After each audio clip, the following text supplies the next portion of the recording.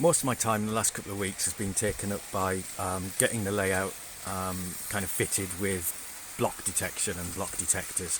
So really it's a process of choosing which parts of the circuit I want to be blocks, and then isolating them completely from the track bus power and from each other, and then attaching these little electronic devices I got from Merg to each of the blocks, and the little devices sit between the rail and the DCC power bus, provide power to the track, but also detect when there is something on that isolated bit of track drawing power, and then use that information to send a message back to JMRI through the Arduinos and everything, which allows JMRI to update, for one example, this panel, which is showing where the sectors are and making the lines go red when there's a track on there. It's been a really interesting process. I've learned a lot. I've had to improve my soldering skills because the little devices that come from Merg you kind of got to put together yourself. I've been digging up track and putting isolated rail joiners on, which I haven't really enjoyed at all. But I've learned things. I've fallen into certain traps, I think, and made mistakes. And yeah, I'll try and go through how I got here, where I started, and the decisions I made as well on where I should be putting blocks, or where I think I should be putting blocks, because it's kind of guesswork, and the decisions that led to using the different types of block detector as well. And I'll try and explain the differences in those block detectors as well.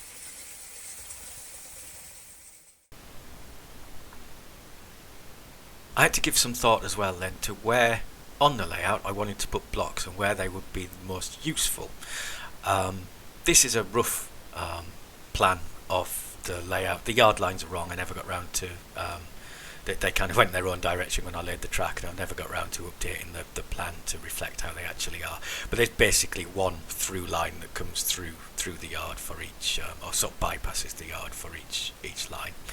And I guess the ultimate aim with block detection is it's another stepping stone to automation and having the layout run trains on its own. And this in itself, this layout probably isn't all that interesting to run for automation, but really all this stuff so far is a stepping stone to the finished layout, which will be another layer on top that'll have a station and that kind of thing. In fact, if I can go and find where they are, I can probably put it on. There we go. Hide them again for a second. So the ultimate idea of the layout is this bottom section is just for storage. It's yard lines, and then there's a couple of lines to run round on, and then an incline will take trains from the lower yard to the higher layer, which will be more scenic and will have a station. And this is really, I think, where automation comes in, because as well with the station, I've always felt with a layout, obviously I'm with a loft, I'm fairly restricted to it being an oval, roundy type layout. And what I'm really keen to avoid is having a station where a train leaves the station, goes round the loop, and 15 seconds later it's back again and it's going through. And so I think really that's kind of the basis for much of the layout of the planning of the layout as it is. So what's eventually hopefully going to happen once this top layer's on is this line here, the one here, is a kind of, it's an access line. There are two main lines here and here that go around in a loop, and then this is sort of an access line which will help you get from help a train get from a yard line around the lower deck, across onto the incline, up the incline, onto the access line, and into the station without affecting the two main lines that are running around here, and then sort of integrate onto the main lines there. Alternatively, and importantly, and this is kind of where automation comes in as well, what the structure of the layout, I guess, gives me, hopefully, is an opportunity for any train that leaves the station to get onto this access line as quickly as possible, which is why these here and this one here, and then get down the hill and disappear. So in any direction a train can leave the station, can get across to the access line, disappear down the hill, and either run around circles down below for a while or can hide in a yard line for a while, and it reduces the traffic coming through the station. So with that in mind, that's kind of what I've been planning, and that's the whole basis for this section down here. So I have to try and plan my blocks around what traffic I think is going to be coming down the hill, where I want trains to stop, where the busy points are, I guess. So the idea with this block, for instance, the one that goes kind of in the semicircle, is this bit's going to be the busiest part of the layout so far. And I didn't really want trains stopping on this section of the incline, basically because there's no room for signals, and signals after blocks is going to be my next project, get lots of signals up. And these are tiny little thin bits of track with no signals, but there's a fair bit of room here for scenic stuff on these curves, so maybe actually I want a train that's coming down the hill or going up the hill. These are bi-directional, of course, these two incline lines. You go up the hill depending on the direction you're going in. So it would be handy really if a train's blocked and if it's trying to get in the yard and there's two trains going around on these loops, then it's going to have to stop, and I'm imagining the layout's going to stop it. So maybe a set of lights around here would help, so I kind of had to plan this block around that, and obviously the same there. And then really the two loops on the inside sort of took care of themselves. You've got sections, it's effectively an oval with four sides, so there's a long section here for each a block that will tell the layout when it's automating trains and driving them itself how busy this is. So I think, again, with this being the busy point, it's very likely that trains would have to stop where we're going. This is the anti-clockwise line, so trains might well have to stop kind of around here if there's busy stuff going on here, if there's something coming down, and on the clockwise line probably around here. So there had to be a block there that they could sit in. All of the yard lines are covered by infrared sensors, and I've kind of done that before, but then there's another block for each of the bypass lines that goes past here, which would be handy because trains are going to filter out of the yard onto the main lower deck lines here, so there's probably going to have to be a stopping point on each of the bypass lines if something's coming out. These are mainly for occupancy because these are the busiest parts, so if something's automating a train, it needs to know if it can get through this section without peril. I started off then with these detectors. They're from MERG, the Model Electric Railway Group, and they've been designed by people who are part of that group, and they're made available for sale. This one cost £1.36. The small catch being that you get the board and you get the components, but you have to build the thing yourself and solder it yourself. And like I said before, I'm not a brilliant solderer, so it took me a couple of practice goes to really get the hang of it. But I'm pretty confident with it now, and when I put one together, I'm pretty confident it's going to work.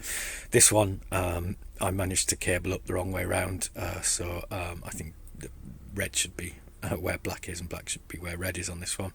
But the general idea of this is it takes the two feeds from the power bus.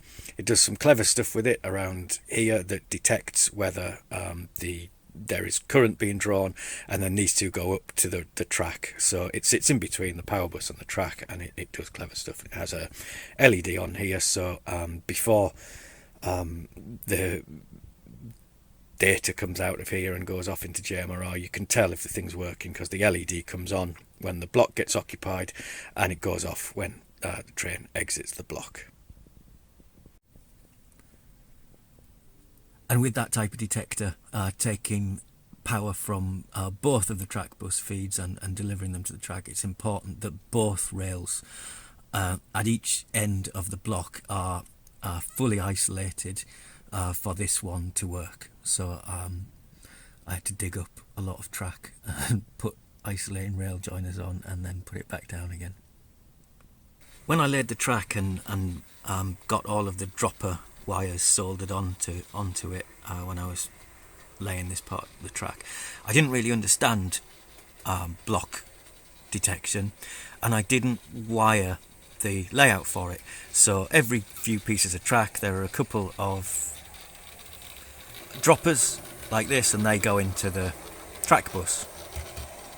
What I had to do when I'd isolated the rails at each end was very carefully go through and make sure that I disconnected every single set of these droppers from the track bus.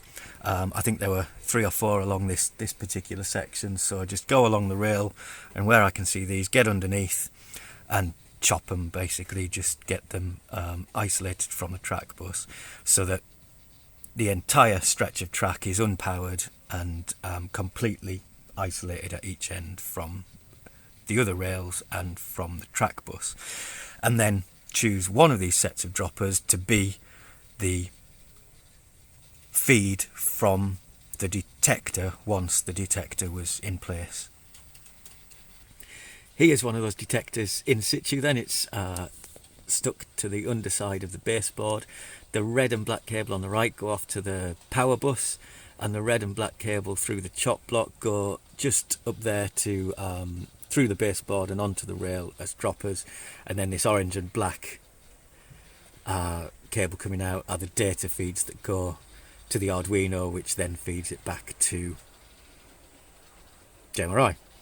There is a train on the way round now. It's about to enter this block, I think, so as it does we should see this, there we go, the LED illuminates, and there's a train travelling right above its head right now and across this block, so it's going to make its way along the block. This is the bypass line on the yard, so it takes it quite a while. It's not travelling particularly quickly either to get across, but as it gets to the end of the block and moves into the next block along and across the isolated rail joiners, the light on this board should switch off.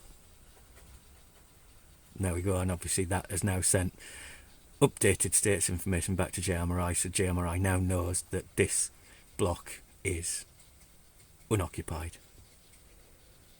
When I first started getting these boards put together and bring them onto the layout to test, I did have 1 or 2 issues, and the first one was a bizarre one. This loco was just hanging around off the track, off the layout, so I thought I would use it to test. It's easy to get on the track, it's easy to take off, and I thought it would be quick.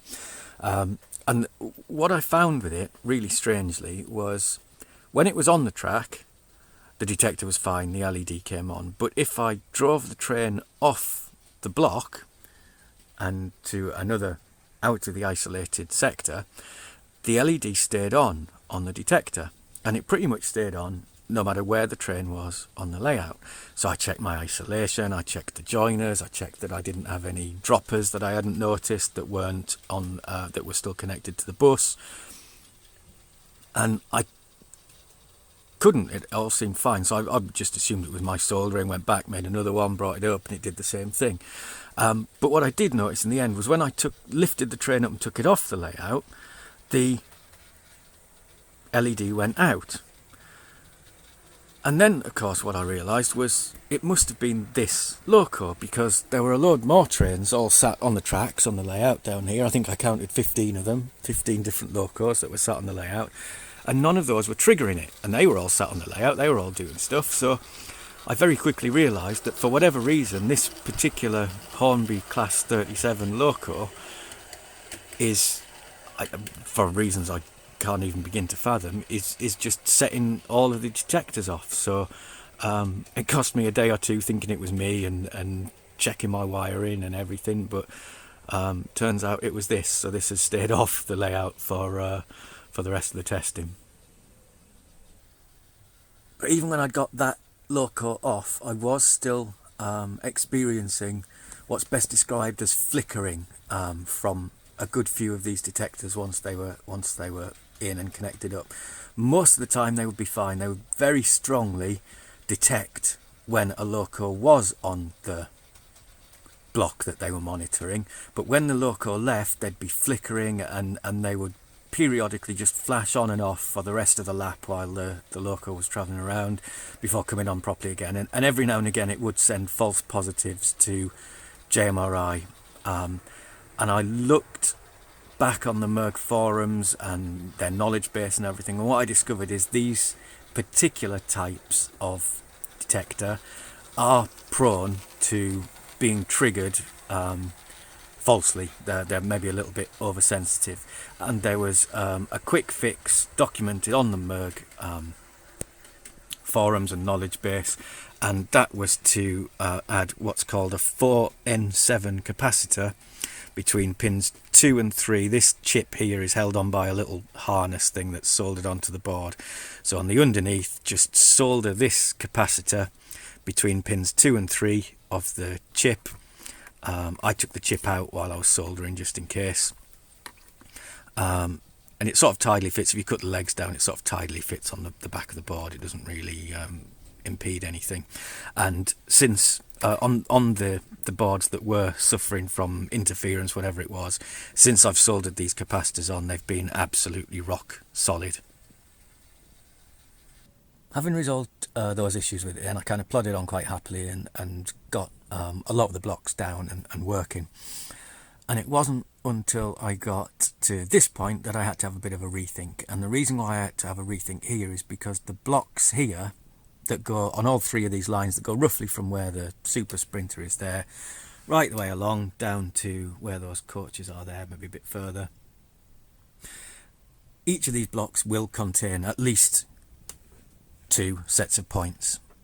And up to that point, none of the blocks that I'd put in contained any sets of points at all, because they kind of started after a set of points and finished before the next set of points. But these ones do include points, and the reason why I was concerned was I use electrofrog points, and on electrofrog points, this section here, kind of from there to there, just on the inside rails, are kind of the cross, is completely isolated from the rest of the track power. And I use relay to switch polarity. Is down there somewhere. There's green cable coming out the bottom of that frog. So what I was concerned about was, if the power detector is detecting on both rails and a train goes over that frog, that train, a couple of its wheels at least, are drawing power from outside of the power source that the monitor is monitoring, the detector is monitoring. And I was concerned then that maybe it would lose detection that a train was there. So the approach I decided to take was to switch to these types of detector, because they only detect on one line. So if you've got a block that's being detected by one of these, you've got one of the rails will just be connected as normal to the track bus and doesn't need to be isolated, and the other rail will go through one of these. These are twins, so they're kind of 4 detectors in that little collection there. The other rail goes through there and it just uses the one rail to detect. So what that meant for me was, on the bottom and the top rail here, because the sets of points are facing each other effectively, or back to back in this case, the top line on that top rail on that top line never goes really through a frog, because the frog is on the other rail. So if I've got a detector that's detecting on just one rail, for the top line and the bottom line, top line I can use the top rail, bottom rail I can use the bottom rail, because there are only stock rails that they call them on set of points sat on that rail. So that solved those two. And it just left the middle one, because the middle one does have frogs. No matter which line you use, you're going to cross frogs. So I did have a plan to have an additional relay and to wire the power feed out of the detector into the relay, so that no matter which way the frog was turned on, it would receive power through the detector. But before I did that, I thought I'd wire it up anyway. So what I've done, I think it's wired on the top rail there, and of course I've got to take isolation into account anyway, because if I'm detecting on this rail, there's an isolating rail joiner there, because it's on the end of an electrofrog set of points, and one there as well. So when the power's coming out of this detector, it goes quite lazily into a chock block down there somewhere, I think.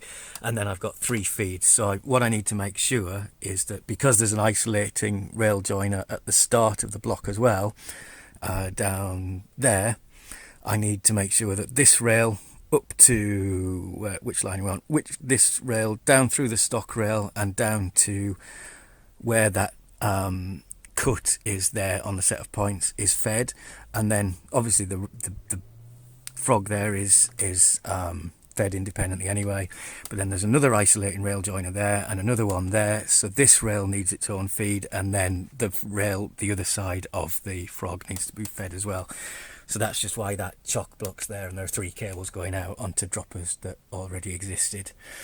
And when I tested it, it's so far anyway, it's worked fine. So I'm just going to leave it as it is. There's no apparent need to feed those relays separately from the detector. It hasn't flickered. I mean, it has about a second timeout, this one, anyway, so it's just not missing a beat. When trains go, no matter what speed they go over the frogs, it's still picking up that the track's occupied anyway.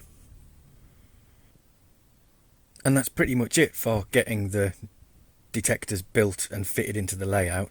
I am short one, Merger out of stock, so I've got one on back order, which means just this middle section, the top of the incline from about there along to there, is not currently doesn't have a detector attached, but similarly to the other side, I'm going to put it across the back rail because there are no frogs there, so once it arrives it'll be an easy job.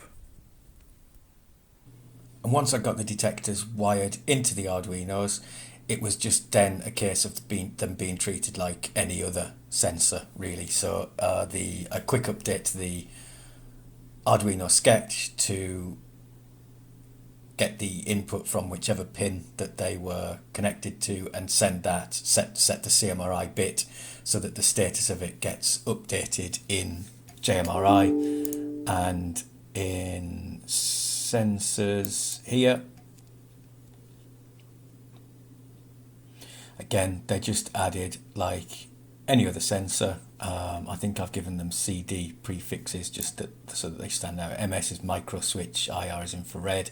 So the current detector ones are prefixed CD, and they're a bit spaced out because there's a few of them on different Arduinos. I think there's 2 or 3 on each of them, but they're obviously all set as sensors on the sensor table.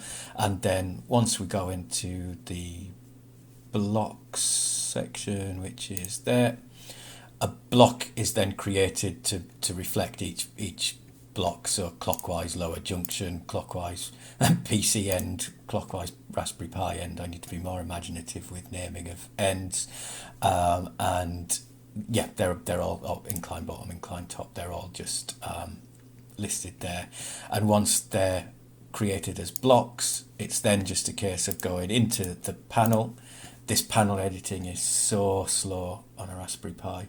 I do most of the time, if I have a lot to do in here, I tend to just copy the profile onto my PC, edit there and copy it back again. It's that slow. But each section of track that's part of a block, you would edit. Let's try and find a decent one. These are the full lengths. Let's go for them. So edit the section of track that you want to assign a block to, and simply assign there to that block line. So that line down there was the clockwise yard bypass, and that's the block. And obviously through the block, if we click edit block, which I think does eventually appear, you'll see there that's the sensor that it's attached to.